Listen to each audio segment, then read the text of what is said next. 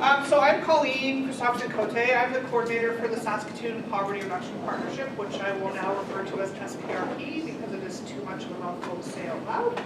I also actually just recently started in a role with the Saskatoon Housing Initiatives Partnership as well. I'm a half-time community developer there.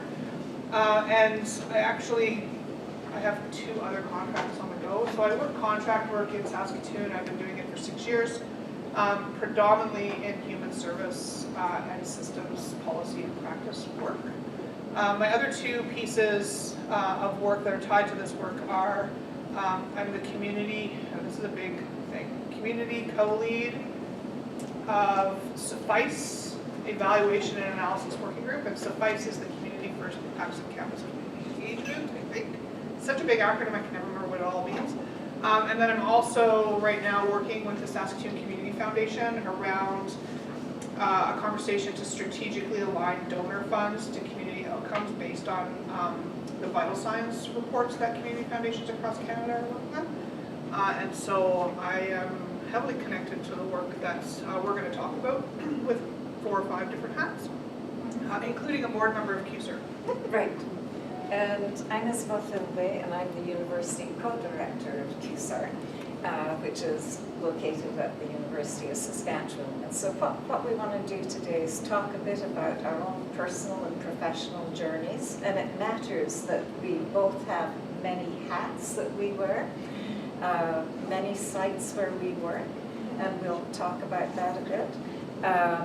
As we think about how we've learned to build reconciliation into poverty reduction efforts. And it's really nice, those of you who were here for Rhonda's presentation earlier will have heard that poverty is not a self-evident concept, right? And each of the communities that they studied in the CIHR grant had to translate it into terms that made sense in their communities. And so you see that as in so many of the presentations that we've heard, people, passion, and place matter in this work. And so that's very much part of it. We should shout out to the girl in the picture too. That's my daughter in the first picture. It's her birthday. And I am in Regina, and she just texted me like, it's my birthday and I'm bored, I'm home watching TV by myself. You don't love me. So the mom guilt is pretty heavy. She's 14. Yeah, she's 14. And so we do want to acknowledge the contributions of all study participants, and we'll tell you a bit about the study in a minute, but we're also grateful for the funding that allowed us to do this study. And it was a study that was community driven, and we were fortunate enough to get the chance to become part of the SUFFICE project and the SHRP funding so that we could do what the community wanted us to do. So they decided, first of all. So it is SHRP funded, it's action research, and the intent was to strengthen community-based nonprofits, universities and colleges and funding agencies to build more successful, innovative, prosperous and resilient communities. So how can we work better together to achieve those ends? So this is the agenda. So we're going to run you through what it is, and there was a conversation earlier, I think yesterday, about jargon. If for some reason we use jargon that's not familiar to you and I'm not catching it, you need to flag it because sometimes acronyms or jargon comes out of my mouth and I'm not always aware of it. But we will talk to you in detail around what the project looked like and where it was situated and what we found, why we were looking at it and what the costs and benefits of change would be, the idea around place-based dynamics and research partnerships, participatory methodologies, etc., and what we learned. We'll also give you a little bit of sort of spin-off from what we learned. So because this is a multi-phase project, we're talking about phase 1, but we're actually all involved in the next set of phases, and so it's all interconnected. And so what the project was is a community-based research project where we worked with our community partners. And what we were studying was community campus engagement and poverty reduction efforts at Station 20 West, which is a community enterprise centre in Saskatoon. It's right at the heart of the most deprived areas It's another reminder of how uneven development is. The forces of race, class, and gender that have marginalized people and pushed them into particular areas of the city.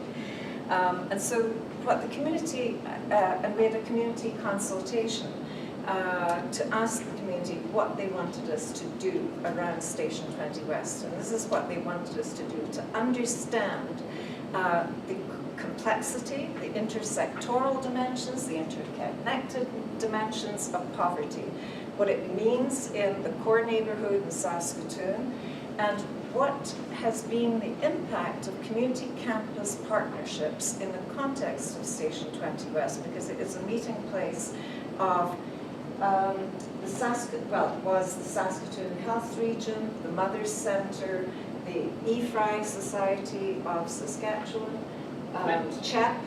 Some of you may have been at the presentation next door and heard all about CHEP.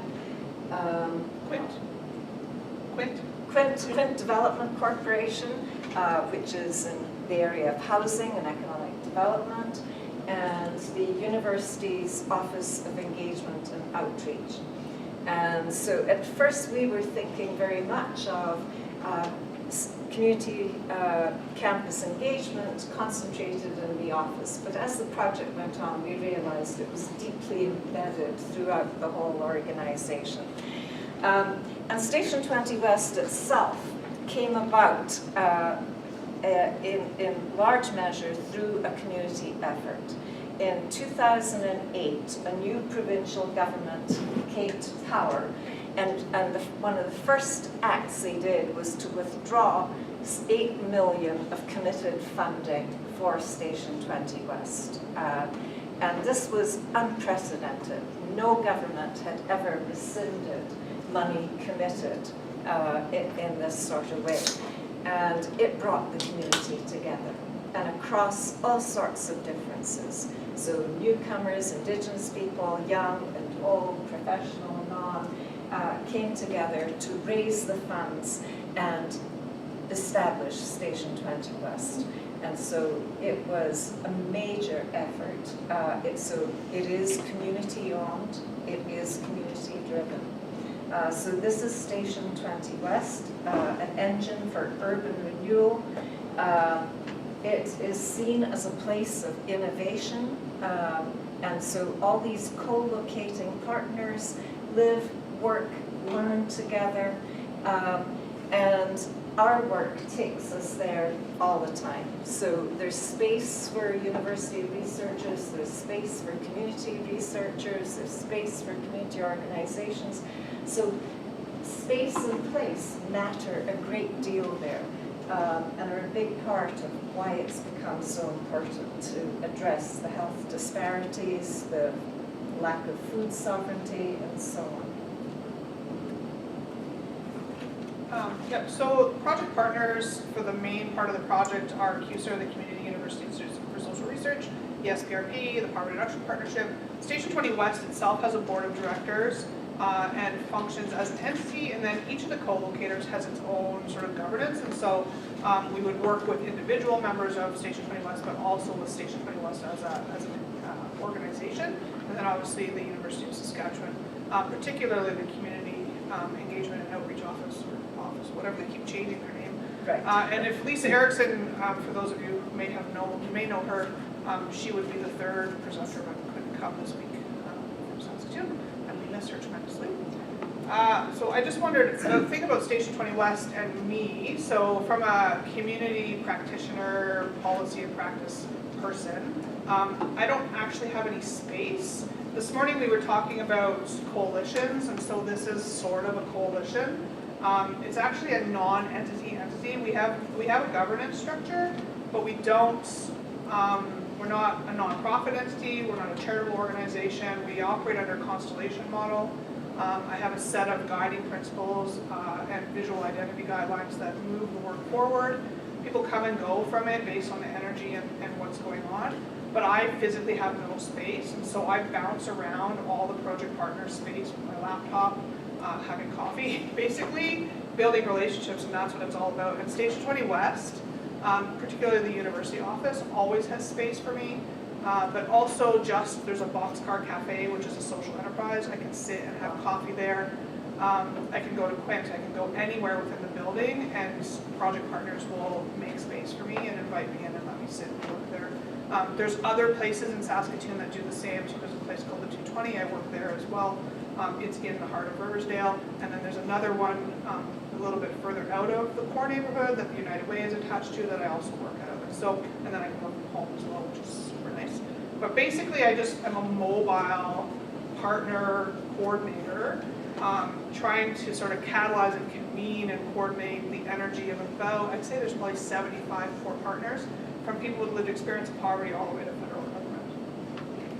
And meantime, QSAR has about 100 partners. Yeah. And the SPRP actually came out of research at QSAR and our activities in the community along with the Saskatoon Health Region. So their health disparities research and our research on quality of life is what lay behind the formation of the SPRP.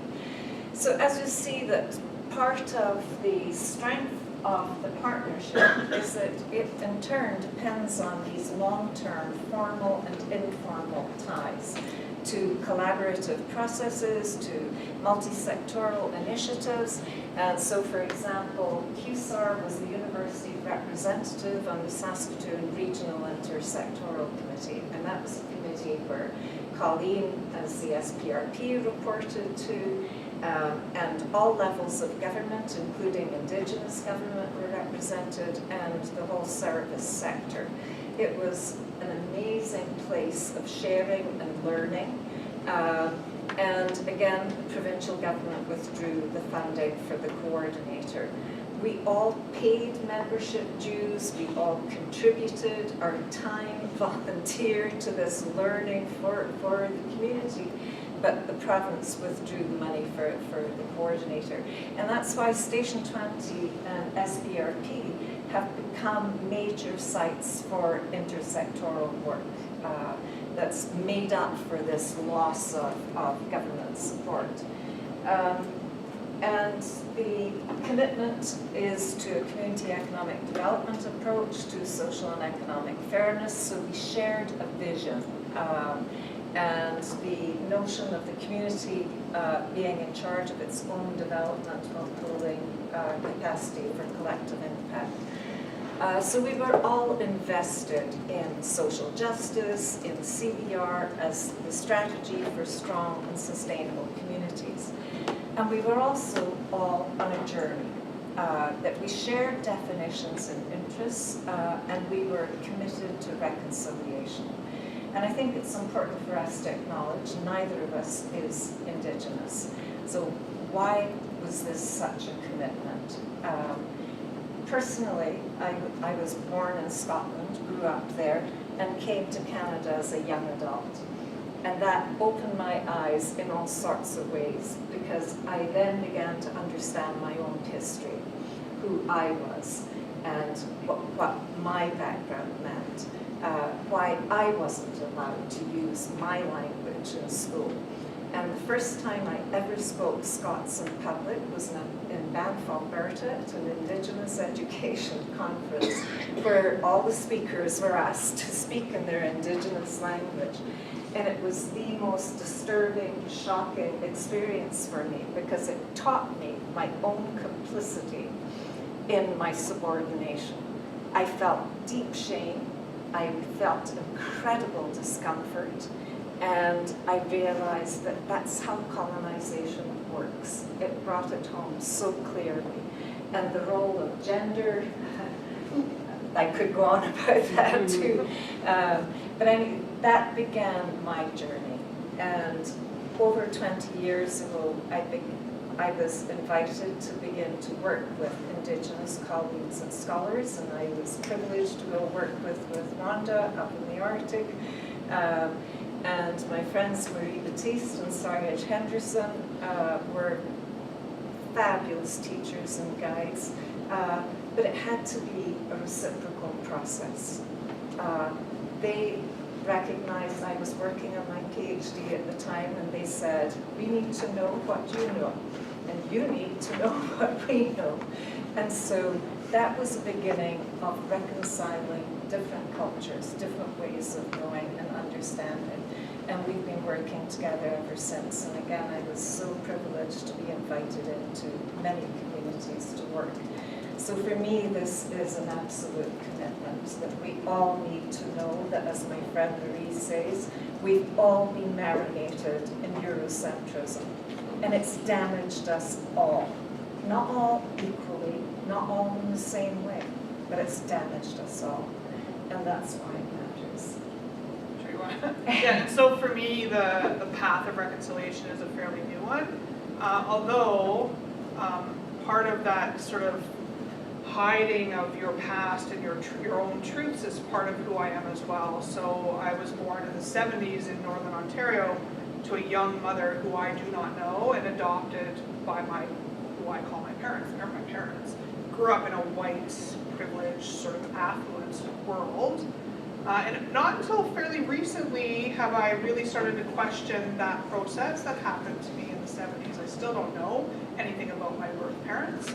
And so I'm on a bit of a journey, but I'm super afraid to go down that path for fear of what I'm going to uncover, and whether or not I'm happy just sort of living in what I know to be my normal. But as I learn more and more, personally and through colleagues and through elder teachings, the more I'm caught off guard by the things that I learned throughout my history and my education system to be wrong, and how I have to reframe things and relearn things and recognize that while I was an adult learning at a university, residential school atrocities were happening in this province. I was an adult, that is my history.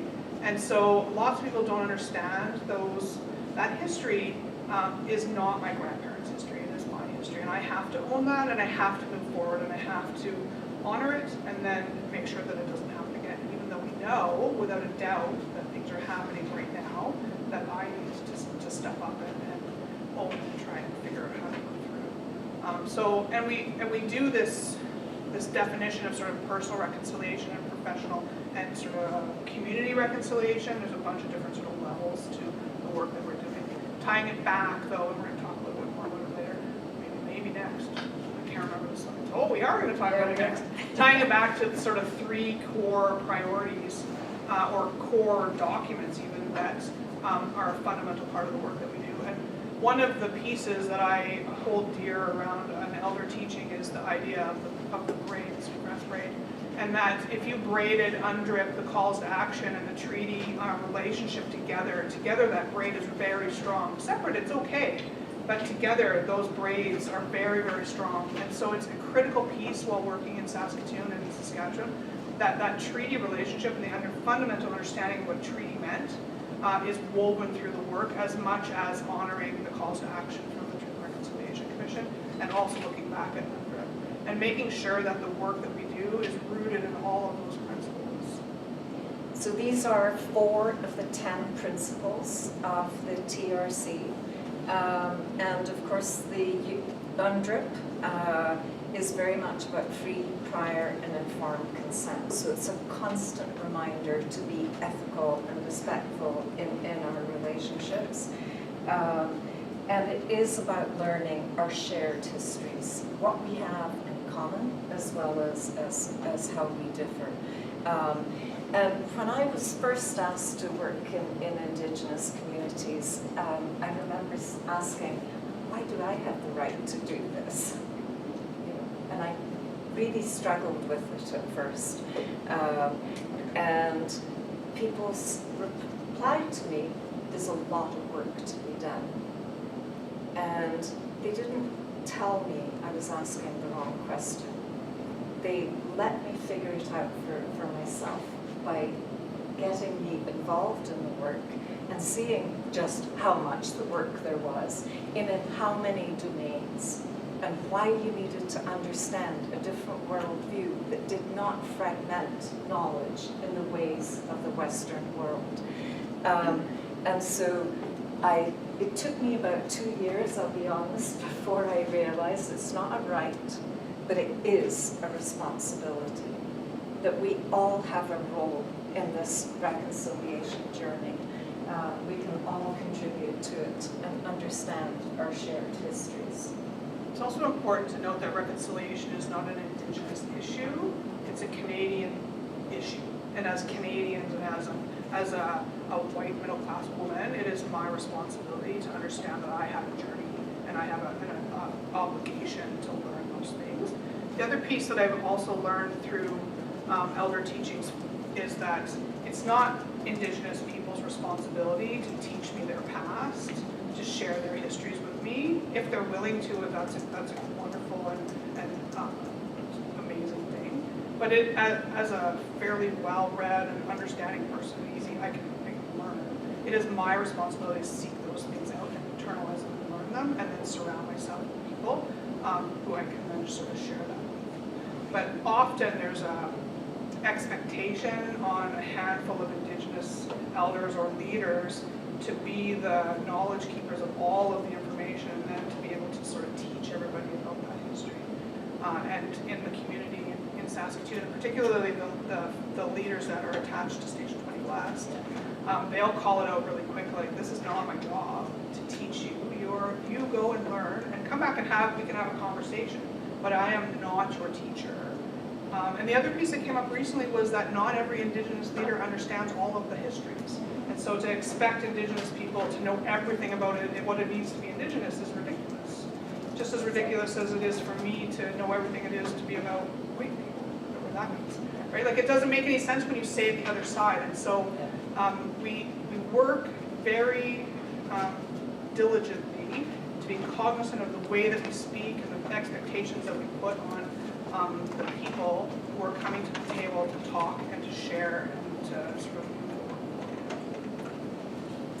forward. So that's about shared responsibilities. We're all beneficiaries of treaty, and so to live up to that. So the research itself, these were the questions that were asked. What community wanted to understand was how community campus engagement supported innovative capacity building. How did it make a difference in the ways people work together to make community more inclusive, strong, and sustainable? And I think you can see by the nature of the question why reconciliation had to be part of the picture, because we were not all included equally. How does co-location, how does sharing the same place matter? How does it affect how we deliver services, their mandates, the outcomes? How are synergies created? How does university presence impact that process? And so they were concerned to understand, does university impede the process? They were not thinking, does it advance it? It was one of the ways in which it could be a deterrent. And how can we best measure the impacts? And I'll be honest up front, that's a piece we're still working on. We're trying to come up with a measurement toolkit with indicators and so on. So that piece we're still working on. The community was very clear that the process had to be participatory and it had not to feel like research. So while we did use surveys, we did have focus groups, we did have interviews, they had to be done in ways and places that didn't feel like research. So we went to events and just talked to people and had people come and talk to us. And the amazing thing is how many people did come and talk to us and wanted to share what they had learned. So what did we find? So you're going to see the reoccurring theme, and I've seen it actually over the course of the last couple of days. We call it people, passion, and place, but everyone else has been talking about those same three things, right? It's about relationships, it's about matching people who are champions together to work in a collaborative and collective manner, and it's about situating it in the right space. And so for us, those three things create a situation at Station 20 West that is quite unique. In that, and not without its own sort of, issues and conflict. There's certainly plenty of that because it's community work. But it creates a situation where people know where to go, they know who's there, they trust who's there, and they'll go there. Also, people will just reach out and pull people in. So there'll be times when I'll be working, say, with the Ministry of Education, folks who have never come to the core neighborhood, their office is not anywhere close to it. And I will purposely host a meeting in that space to draw them in. And then what happens is they meet people in that space and end up going even further into that partnership. So we had a meeting at Station 20 West with high-level superintendents of Ministry of Education. And then there was a conversation around the French Bin, which is a drop-in meal providing amazing community space, also on 20th Street, that they were serving a large number of breakfasts to small children who should be getting their breakfast from the breakfast program at school.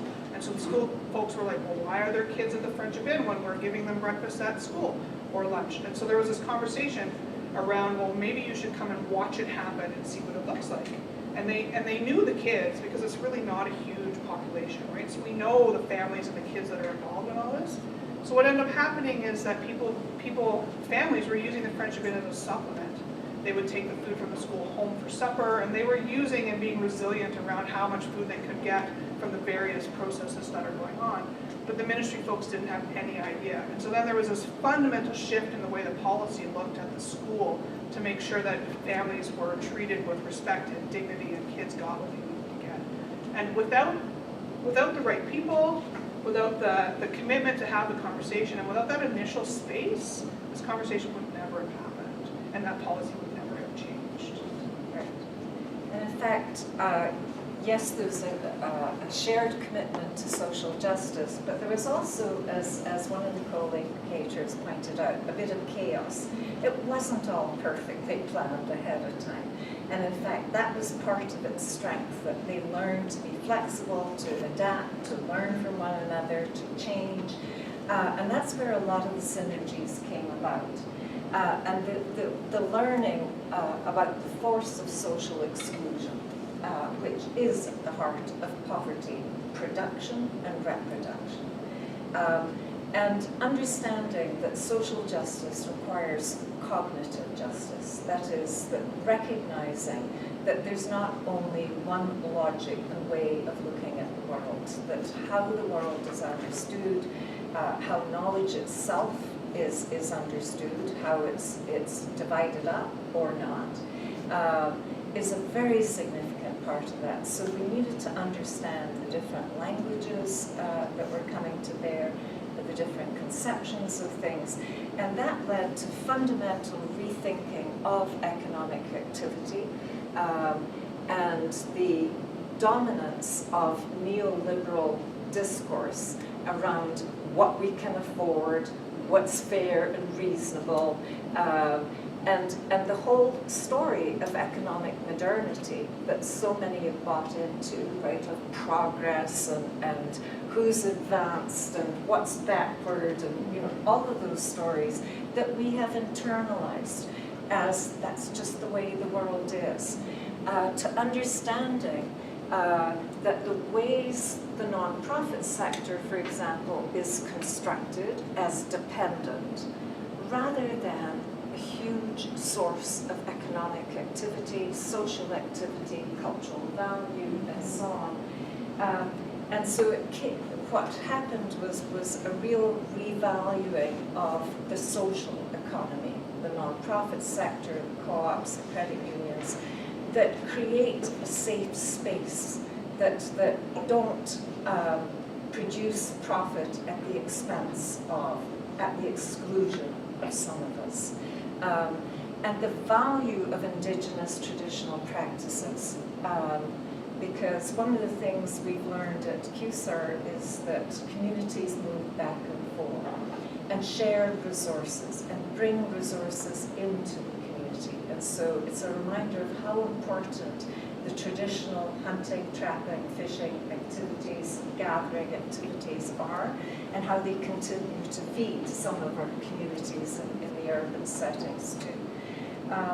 And so people talked about Station 20 West as more than an enterprise, a place of healing, a center of learning and reconciling.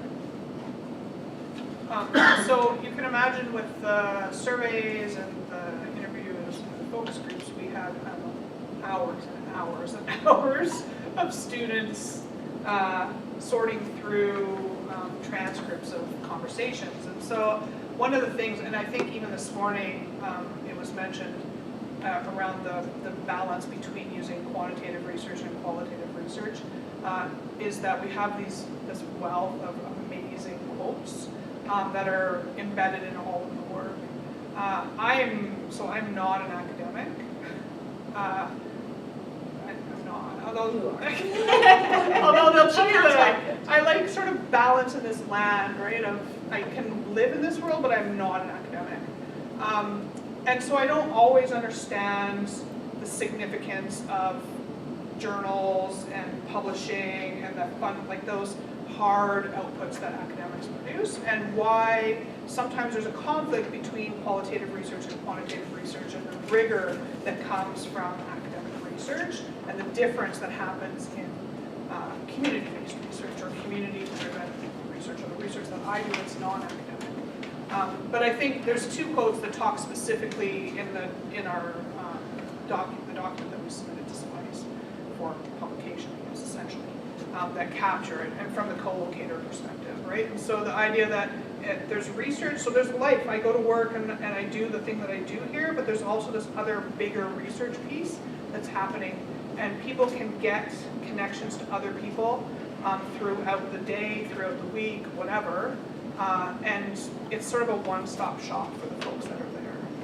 And I should explain our process that, yes, students did a lot of the data gathering, but the team was 2 academics and 3 community partners met regularly and debriefed and did the analysis together.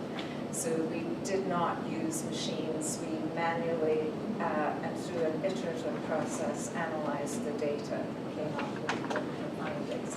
We made an assumption that these would be available at the end of the summit or institute.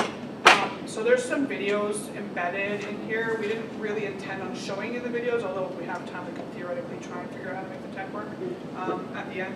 But there are videos that, if you're interested in seeing sort of what Station 20 looks like on a day-to-day basis, they're embedded in the PowerPoint presentation.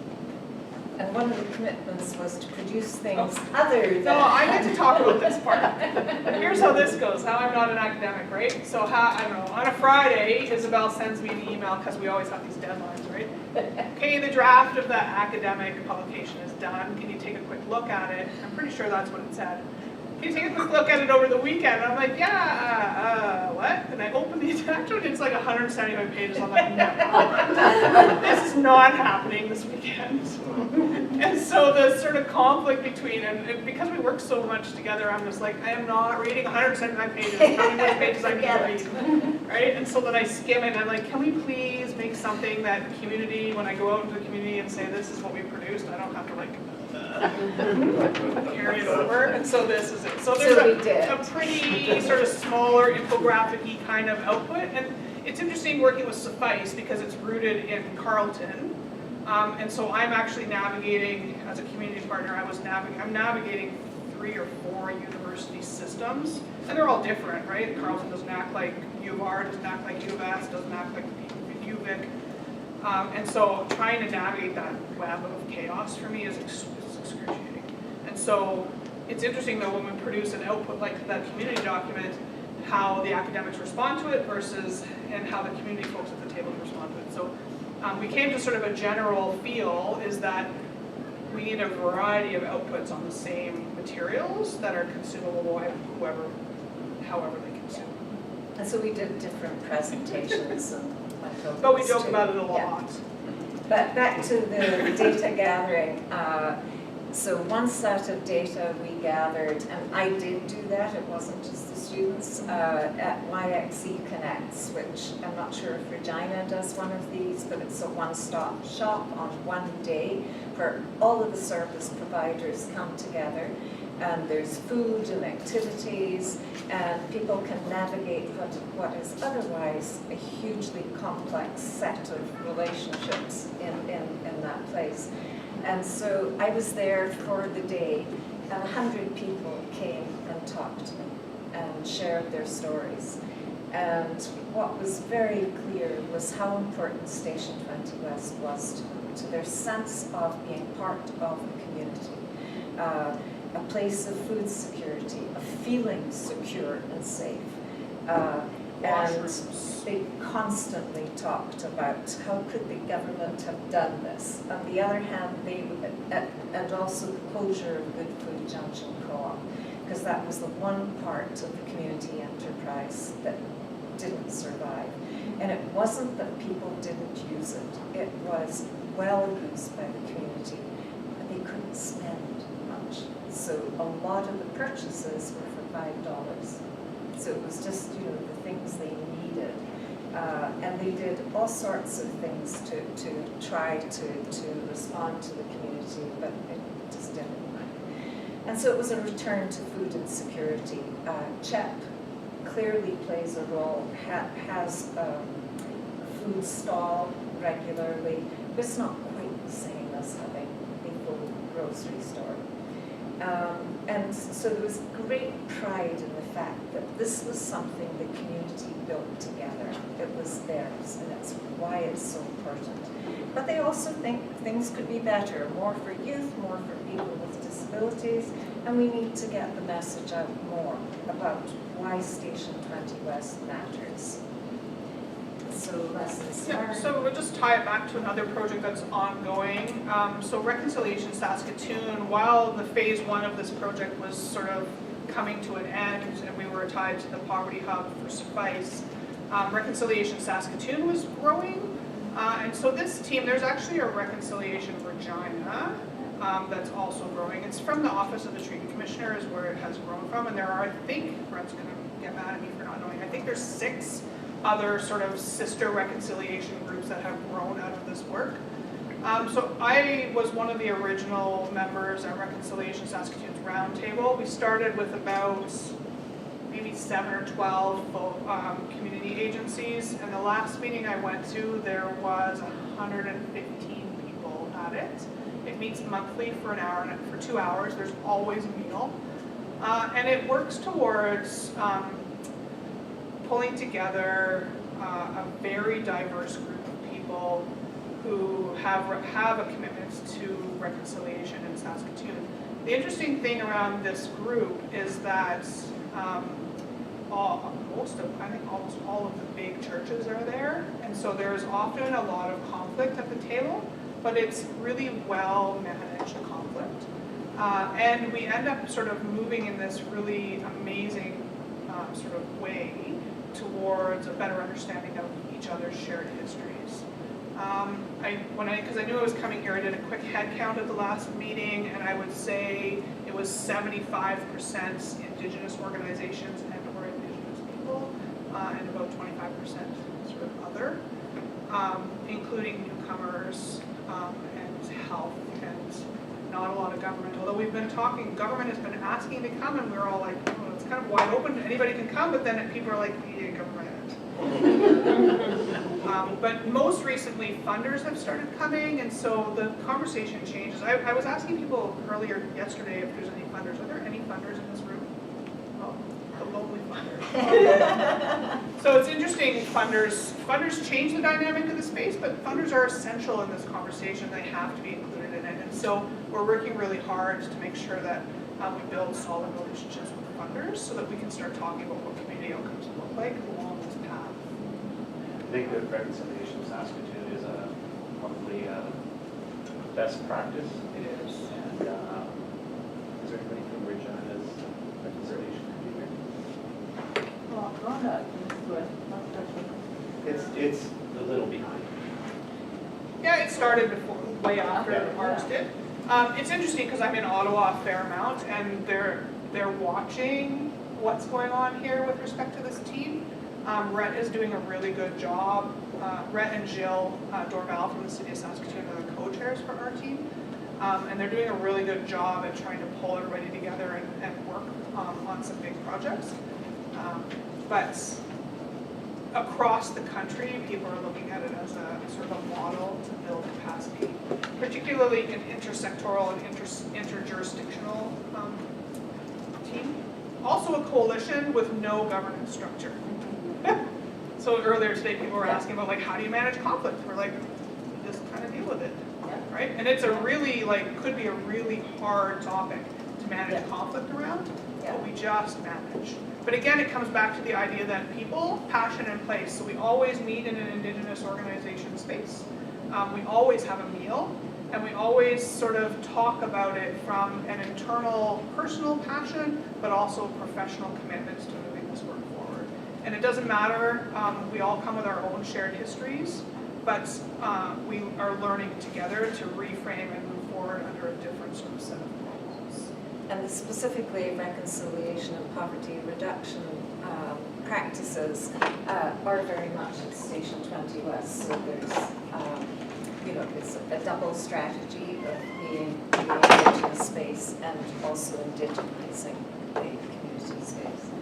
So it has been an important place for rethinking. Me too. This is just a plug for my think what I'm supposed to be talking about tomorrow.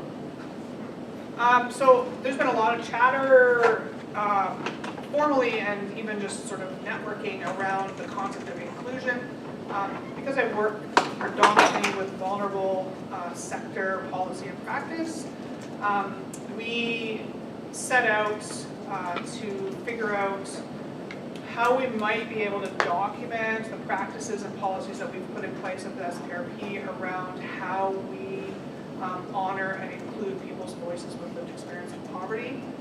And so we it took about 18 months to generate through a consultation process a document that we call Creating a Culture of Inclusion. And so this is about, it's almost a year and a half old now. Now I have this other sort of definition of inclusion in my brain that I'm questioning even this work, but this is the story of the path, right? But one of the predominant colleagues with lived experience, her name is Vanessa Charles, she talks about recognizing lived experience and including that voice as the professor of poverty. And that when we sit around a table, and most of us are from the sector, employed to be there having this conversation, she is there, quote, as a volunteer, and that needs to stop. And if you see me talk anywhere else, I was just in Vancouver, and Employment Services Development Canada, who just released the National Poverty Reduction Strategy like 35 minutes ago because, I don't have enough to do today. They were talking about how the inclusion of the voice of people with lived experience is a critical element to this work and it needs to be done. And then followed up with, yeah, but we don't have any resources. And I'm like, yeah, time out, I'm done. I'm not listening to this anymore. If it's a priority in your work, then you must resource it. You have to. It can't be a fundamental priority to the work that you do if you're not going to resource it. Lynn has heard me say it 100 times. We've met each other a handful of times now over email, and I'm constantly talking about the fact that you need to figure out a way around policy and practice and redefine the barriers and all of the things that we put in practice to stop being able to support and honor people's voice just because they're not a professional. I can't handle it. We'll go off on a tangent. So the documents, there's a link. So if you click on, if you get the PowerPoint, I'm assuming you're getting the PowerPoint, Jill? Are you saying? Immediately following the Summer Institute, I'm leaving town for a week. But following that, sometime in early September, we're going to endeavor to put presentations that people like you guys supply us, and then we're going to try to figure out what to do with the presentations that have been recorded. Yeah, so the document, the PDF is linked in the slide deck, so you can just look at it. So Tamarack, which is the National Organization for Poverty Reduction in Canada, it won an award at last year's Tamarack Institute. And it is entirely developed, written, and managed by the colleagues with lived experience. All I did was help with sort of layout, but the bulk of it is written by people with lived experience of poverty for practitioners to understand the complexity of what that looks like and the things that you need to take into consideration when you're working with people with lived experience of poverty So lessons learned about community campus engagement, that community and expertise needs to be recognised and rewarded equitably. And so we've been working with the university and with other organisations in changing our practices. For example, in the latest homeless camp that we were both involved in, we ensured that everyone got a $10 gift card as a thank you. And we paid people with lived experience to contribute to the training. And so we're finding different ways to make sure that their expertise is honoured. But we also know that there's still a struggle within the university. It needs to recognise CCE expertise internally as well as within the community. And so part of our work is still changing those tenure and promotional standards and making visible the work. And CCE is very much part of the reconciliation story because working together on these issues, telling new stories about our shared history and transformative future. And we're still writing, we've written, I can't tell you how many pieces on this particular study, but it also, as so many others have discovered, one project keeps leading to the other, so we are deep in phase 2, challenging performance metrics, expanding what counts both in community and the university. We are both involved in working groups and in promoting Community Campus Engagement Canada. We just hosted a roundtable in Saskatoon, bringing together funders, nonprofit sector, academics, students. And so ultimately CCE is an important site of learning, relationship building, and identity formation. It reshapes who we think we are. And it rebuilds that community and renews us in the process. And so it's something that we're both very passionate about and why we still do it. And so thank you for listening, and we invite your comments and your ideas on what CCE and reconciliation means to you in your context.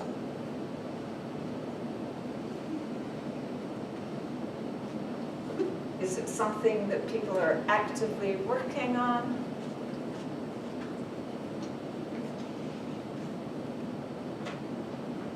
Jim? Can I ask if you've thought about the possibility of the university doing more than community-based research at Station U20 West and actually offering courses there? They do. Courses that might be... They do. Okay. Yeah. And we are thinking of more. And one of the things I do is work with women in the justice system and young women in the justice system. It's the fastest growing sector. And so using, I did a study for the woman in Pine Grove, which is a provincial institution in Saskatchewan, said what a cooperative would mean for them in terms of surviving incarceration and reintegrating into society. So one of the classes I want to do is on co-ops and the justice system.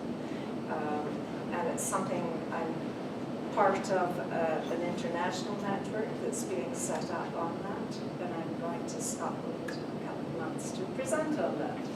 Yeah, it's interesting, like Lisa's not here, so I'm going to do my best to dance around her job without, I'll channel my inner Lisa Erickson because I'm there a lot. So there are about 15 desks for anyone basically in that space. And so quite often there are master's and PhD and postdoc students working, but there's also an opportunity, because there's a bigger space, for classrooms to come, and there are often classes there, sort of on a field trip, right? And so the ideal would be that the whole course would be run there. I think Suresh and I have talked a little bit about a smaller class being there. There was an MBA class that ran there which came right out of this project. Yeah. And he used the case study of this project as his MBA. Yeah, as an accounting case study. So they looked at Station 20 West, like a social enterprise in a very conservative accounting based program. It was very interesting. And then I had to go and kind of give a presentation around sort of human service and marketing and how do you market poverty. And so we're talking to a bunch of MBA students about something that makes me feel really uncomfortable in the sort of the context that we're talking about it. But they had such a really interesting perspective on how I, as a practitioner, might be able to write a strategy to reduce poverty with a marketing lens on it, right? And so once you get over the yuckness of what we're talking about, it's sort of that idea that was mentioned earlier today as well, that you speak the language of the people that you're talking to move the work forward and to build allies, right? And so I left there with like 5 or 6 really amazing business connections, young entrepreneurs in Saskatoon who had never actually thought about poverty outside of a charitable model before. And so there was a real fundamental shift in their thinking as well as in mine. And so those are the things that happened. The other thing around Lisa's office, I think in the very beginning, was that the university's like, yeah, we'll put our office in Station 20 West and we'll have like this recruitment office and we'll get students to go to university. And yeah, within about 4 minutes, they're like, yeah, that's not gonna work. So then they sort of revamped what they do there. And so Lisa also does a lot of like grade 12 education sector connections as well, because lots of the people who are coming through that building don't even have their grade 12, right? And so they come there thinking it's a school and it's a no wrong door policy, right? Because there's so many co-locators in that space and we all have relationships with each other. We know who to connect the person to so that you instantly get a connection and the person who may be vulnerable doesn't leave thinking, oh, heck with that, and then never comes back. Yeah. Sounds like such a wonderful space to have, like it should be something in Regina similar to it. But I just wondered, like, do you guys have like team meetings with everybody in the building? Yeah, so Station 20 West, the board, the team does, they meet monthly. So Yvonne is the co-chair. With Len Assistant, who runs, he's the manager of print development. Yeah. So they are the 2 founding organizations. And there has been change among the others. I don't go to those meetings unless I weasel my way into them and need something. So it's not like I can't go, it's just like, why would I? Because I'm not really a co-locator. But I can go, and I can go there to get access to the co-locators in that space. So if there's something I needed to ask them specifically, then I would get on the agenda and I would go. But also, like, each of the organizations has their own board meetings and space there too. So, and sometimes they have joint board meetings or a community event, like Quint just had their big AGM, but it was a community event, not an AGM. Right. So all the co-locators came out to support the work, and then they had a meal, a community meal. And so the video that's in there too, they did the same thing. They had Quint had a small grant, and they built a music video around sort of recognizing the diversity of the core neighborhood. It's a fantastic video. That's lovely. And Len Assistant, just for full disclosure, is a founding member of QSAR. We all have so many hats. Yeah, Trish. Just kind of on a broader subject, like lately some community activists have been really challenging that whole framework of reconciliation. I guess out of disappointment on how things have gone since the calls to action were raised. Yeah. And are you picking up some of that discourse, and what are your thoughts on that? And, have you been In responding terms to it in of, any ways? can you say a bit more about? Well, what I'm hearing is people just saying like reconciliation is off, this false promises again. There's some backlash kind of developing around that whole use of that language. Right, for sure. Yes. So I hear it on multiple different fronts. I hear it from Indigenous leaders and Indigenous community members. But I also hear it from sort of the settler side, that it's, another government buzzword and we're never going to implement the calls to action. And so we spend most of our time like listening to the conversation around it, but also countering around sort of what we're doing and why we're doing it. And so most of the journeys that we speak of are personal journeys. And so if you're not at a spot where you think that this is a good thing to be doing, then that's your prerogative. This is a personal journey for me that spills into my professional journey. Do I think we're doing a really great job implementing UNDRIP and the Truth and Reconciliation calls to action? No. The issue with the calls to action is that they're so complex that lots of people get scared off when they start reading them and don't even know where to start. And so one of the things that we've been working on is trying to figure out which call to action we're working on, naming it, reading it out loud as it's written, and then interpreting it as to how we are doing that. And then people see, oh, okay, well, I get that, I can do that. I don't think there's a member of our team that doesn't have a We call to all action book. have these, and so we constantly are reading it. And you know, it's a good question, what language you use, and then again, Wanda's presentation reminded us, we constantly have to translate. So what does this mean in practice in our situation? And what is my role? And my role is absolutely not to speak for Indigenous people. It's my role to listen and learn and to know my place and my privilege and what I can do with my privilege where I am. And so I know the damage that has been done by colonial education, for example. That is one of the places I inhabit. I can do something about that, right? I can support. I can work on changing standards, changing curriculum. I also work on the social economy. I worked in the business school for 20 years and tried hard to change the curriculum. It didn't happen. They're taught one version of the economy, as if there is only one economy.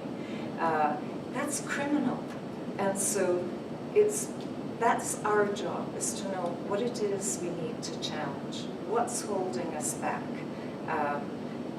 what will advance poverty reduction efforts, and what can we do about it. So it is about translating constantly, and it is about challenging those that say, so what does indigenizing mean? Well, what does it mean to you? Why do you think it's important? Why should we invest in this? So it is about having a conversation and knowing our role in that, so we do understand our shared histories.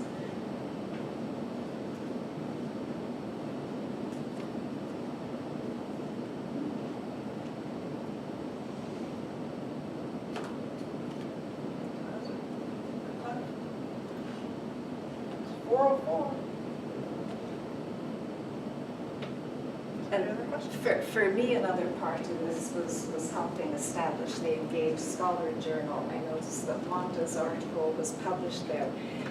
I spent 2 years with colleagues because if you want to be taken seriously in the academy, you've got to do some of the things they take seriously. So we set up a peer-reviewed online journal.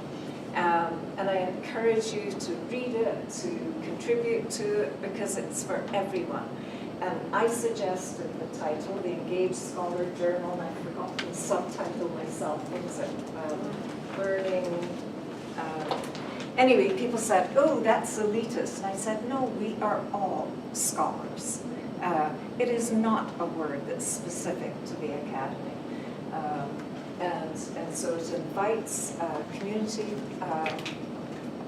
projects, writing, community campus, collaborative writing. It invites videos, visual representations. So I co-edited a special issue on quality of life. And on the cover is an image that we commissioned from Saskatoon Community Youth Arts Program. So it's for at-risk youth, and they did this fabulous painting that is now forever on the cover of that journal. So those are the kinds of things that we can do. Yeah, Trish? Just a comment that I think maybe we over-apologize for academic publishing. Yeah. Because in my background as a community activist, and I spend so much time doing popular forms of communication, Yeah. but as an activist, to have that article from a journal that's scientific, academic, to be able to discover that, use it in a meeting, say, look what they say, sometimes that's really helpful in the community. I joke tongue in cheek. Yeah. I understand that, And I use academic work all the time. She's a in my co-author. Well, it's so interesting, I don't know which one it was, or maybe it was the very first panel, we were talking about disrupting the academy's sort of systems and the idea around first authorship and all of those things that really, from a community perspective, I'm like, whatever. Who cares? So then we wrote this article together, a group of us, and Isobel sends an email when the draft is done and says, I think we should put Colleen's name as the first author. And I was like, huh? But think about it from her perspective, from the Academy's perspective, what that means for her and what it really means to talk about the relationship that's happened in this work. So I'm the first author. From my own personal perspective, it doesn't make a huge difference unless Rachel pulls me into a PhD and then yay, I have a publication, right? But yeah. But yeah, I mean, lives change, and actually Suresh, the accounting professor, has changed his whole research profile. He used to do, traditional business, and crown corporations were his exception. Now he is fascinated by the social economy and what it means, and what it means for him as an accountant. So he's doing a financial proxies conversation or calculation for me, him and a student. So they're going to calculate. I haven't really asked him how many, like maybe 30. Indicators related to poverty reduction. Yeah. So we're set to release sort of the 12 big ideas to eliminate poverty in Saskatoon. It'll come out in the fall of this, like it's set to come right away. I was kind of waiting for the feds, and look at that, they did it today. Yeah. But he is then working on sort of that social, that's economic sort of conservative language that we need in this province to have a conversation with ministry folks. I have to have that social return on investment cost analysis to have a conversation openly with the government that's in power right now. So we're both using it and extending it. So I'm working with them on that project. And so, we're using it, but we are raising questions about what it does and what it doesn't do. So. And we talked about power too, and yeah, I think it was also, was it the first panel that you guys were talking about this? I think, and someone asked around financial connections, and someone made a comment around how the community partner can sort of ask or factor in a funding amount into the request for funding, and so that's what happened. So the health authority actually is paying for my proxies project. QSAR is actually doing the work, so I funneled the money there, but then I'm like, yeah, you have to give me $1,000 for that. And so $1,000 of it comes back to me. So the money flows in this weird way, and we all get what we need, but because the funder can't fund me directly, we are funding it, Right. but the project gets done. And you are facilitating the indicator development. Yeah. So she is part of the research Yes. project. Yeah, Creative accounting. it is. Exactly. We call it Cayman Island Exactly. accounting. That's Yeah. what we need to do. Yeah, and because the SPRP is not, it's not an entity, right? So the partners, manage those pieces. So the funding comes in from the partners. There's I'm only half-time. I should also mention this is a half-time contract.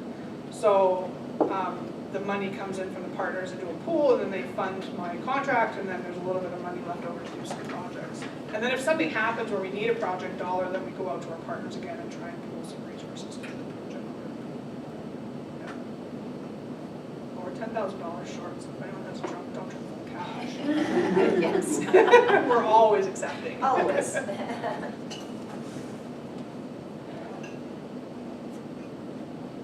any other comments or questions?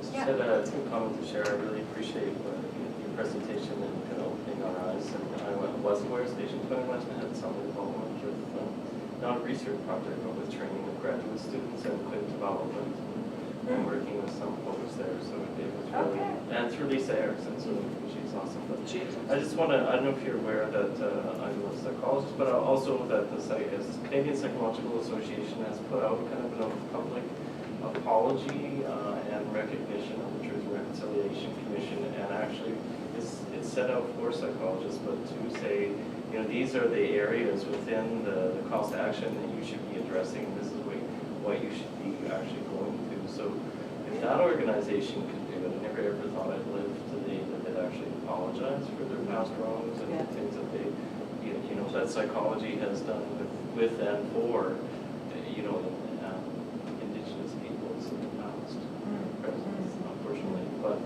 the fact is that, you know, professions can move forward, and if you're a member of a profession, now we have this document. Some of us do, so I've been trying to share it with people, so that they're aware, and that actually now we have to do something, but we can't just look, it's another written document. So I think it kind of speaks to the importance of that group, the Reconciliation Saskatoon, Regina, or just bringing people together so you're not kind of alone with it, and you're kind of have support to know, you know, it's just not I mean, we have a personal, like you said, responsibility, but then how we actually go beyond that and work collectively to kind of put some of these called, you know, actually put some feet to the words and some, you know, actions. Yeah. So I just thought I would share that, just so you're aware that, look, you may not have been aware that that document exists. No, I didn't. There are other sectors as well that are doing similar Right. things. So SUMA has done, Urban Municipalities Association has done one as well from an urban municipality perspective. And their commitments to reconciliation and the calls to action specifically. One of the, and so Eugene Arcand is the one who I channel when I talk about naming the calls. He'll say, you can't just say you're implementing the calls to action, like you really need to look at them, figure out which ones that you're connected to and which ones and how are you doing that. And call it, name it, say it, create the language, and then broadcast it. And then do